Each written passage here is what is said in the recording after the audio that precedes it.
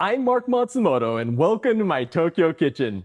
Skin-on boneless chicken legs are the most popular cut of chicken here in Japan, and they're used to make everything from chicken katsu to Japanese curry.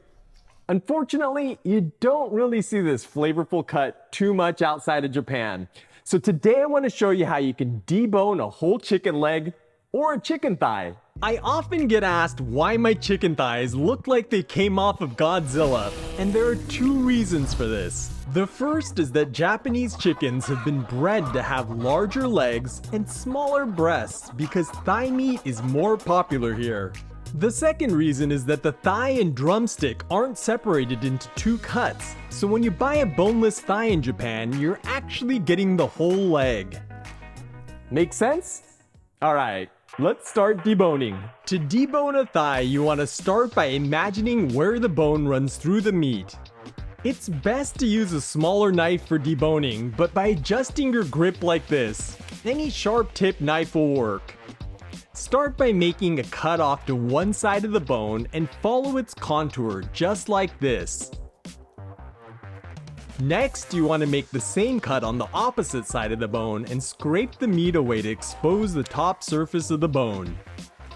Then you should be able to fold the flaps of meat back so you can insert the tip of the knife under the bone and swipe it to one side to separate the meat from the bottom of the bone. Cut through any connective tissue at the joint, and this should free up one side of the thigh. Now you can stand the bone up like this and cut the meat away from the joint on the other side. You may end up leaving some of the cartilage attached to the meat, so find it with your finger and carefully slice around it to remove it.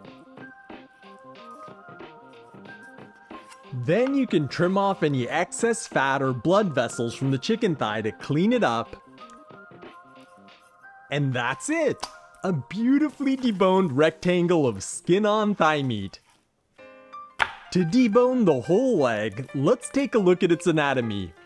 As you can see, the bone runs from the tip of the drumstick down to a joint at its base, and then you have another bone that runs through the thigh.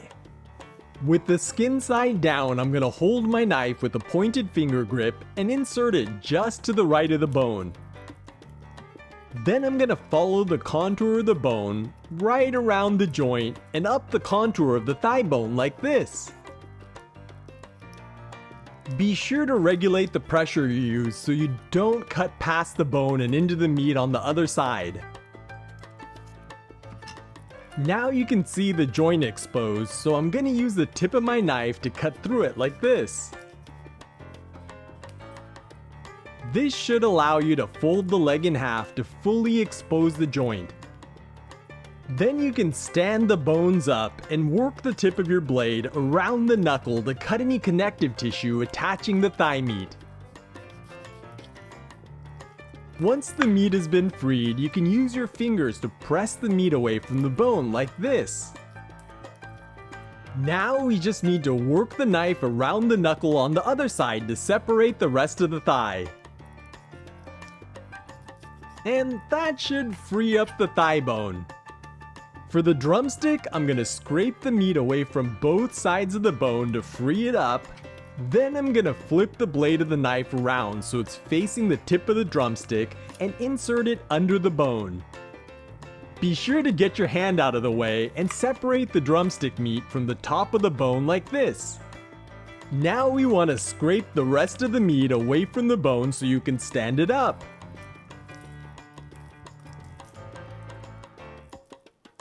Then you want to work the tip of your blade around the knuckle at the base of the drumstick to separate the connective tissue.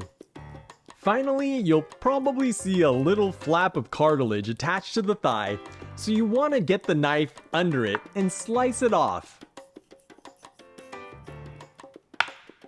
Now I'm just going to go back and remove any remaining bits of cartilage or connective tissue from our deboned leg.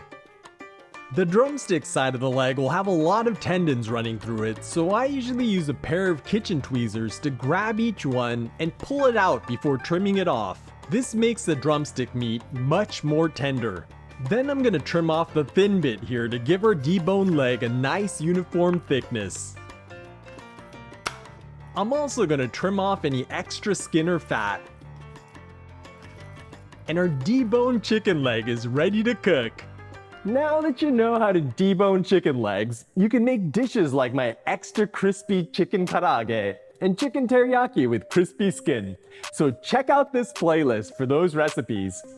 And I'll catch you in the next one.